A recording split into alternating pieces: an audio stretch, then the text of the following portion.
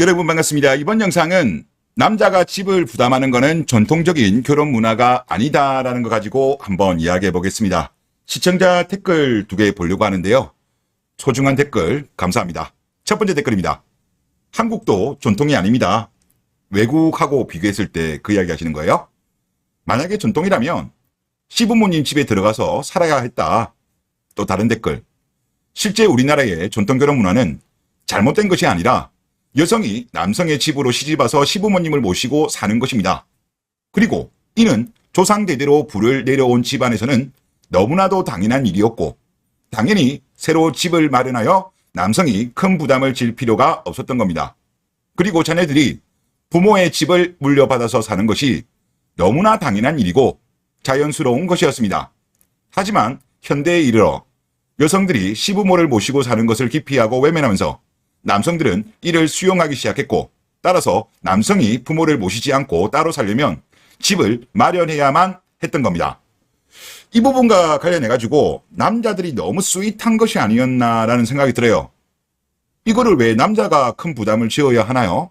여자가 원해서 한 거라고 한다면 반반해야 되는 게 옳지 않겠습니까? 이어서 하지만 최근 부동산의 폭등으로 인해 집을 마련하기 어려워진 젊은 세대들에게 결혼은 불가능한 수준에 이르렀고 우리의 전통 문화는 이상한 형태로 변질되어 마치 이것이 우리의 전통이었던 것처럼 착각하는 것은 그저 안타깝고 한심스러울 따름입니다. 라는 글입니다. 그러니까 한국 같은 경우는 핵가족으로 바뀌면서 여자에게 유리한 쪽으로만 바뀌었어요.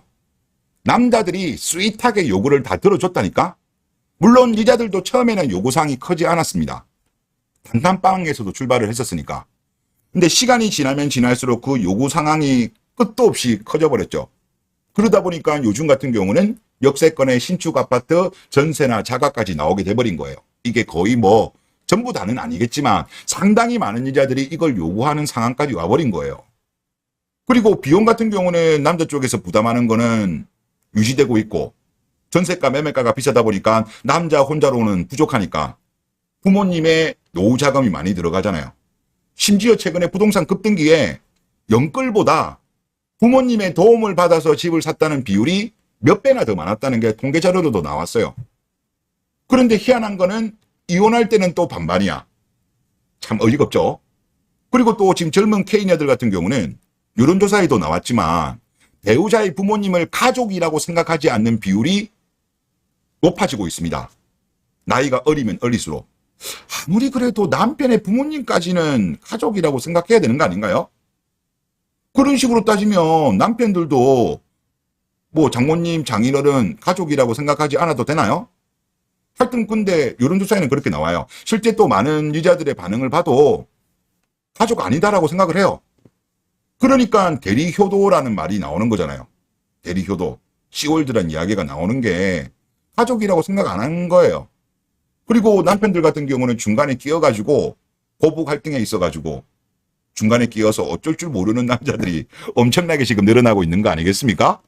하여튼 지금 대한민국 정상 아니야. 정상 아니고 이렇게 된 거는 그거죠. 대한민국 K녀들 같은 경우는 책임은 전혀 부담하지 않으면서 혜택만 누리려고 하는 비패식 마인드 때문에 이 사단이 난 거예요. 이 사단이 나니까 남자들도 결혼할 메리트를 못 느끼는 거죠.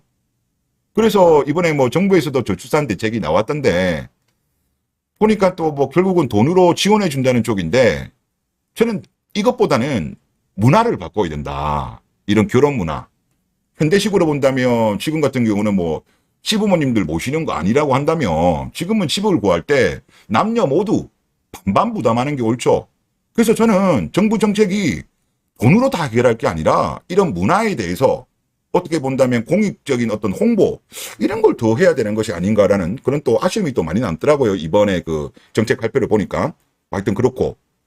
그런데 상대적으로 국제 결혼한 와이프들 한번 보세요.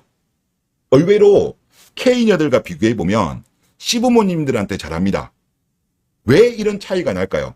뭐 혹자분들은 그런 말씀을 하시더라고요. 외국에서 만약에 한국 온 여자들 같은 경우는 한국에 아는 사람이 없으니까 당연히 뭐 시부모님들한테 잘하는 거 아니냐 뭐 그런 이야기 하시는데 저는 그거는 아니라고 봐요. 즉 나라별로 문화의 차이다. 나라별로 문화의 차이인데 대부분의 나라들은 어떻게 본다면 시부모님한테 잘하는 가족 같은 문화가 아직까지 남아있는데, 대한민국 같은 경우는 뷔페식 마인드가 어느 정도 안착이 되면서 그냥 시부모님에 대해서 가족이라고 생각하지 않는 문화가 장착되었기 때문에 발생한 거다. 저는 이게 영향이라고 봐요. 그래서 제가 느끼기에는 그렇습니다. 한국은 비페미니즘 문화로 아들을 불효자로 만들고 있어요. 하지만 외국 여자들 같은 경우는 아직까지 K 여들이 가지고 있는 비페식 마인드를 안 가지고 있죠. 대부분의 나라들 국가 출신들은 물론 한국에 와서 바뀔 수는 있습니다만은 원래 나라에서는 그런 마인드가 아니에요. 한국하고 다르기 때문에 그 마인드가 유지되고 있는 상황이라고 한다면 시부모님들한테 잘할 가능성이 높습니다. 실제로 관찰하다 보면 여러분들도 많이 보셔서 아시겠지만은 훨씬 잘해요. 그래서 저는 그런 말씀을 결론적으로 드리고 싶습니다.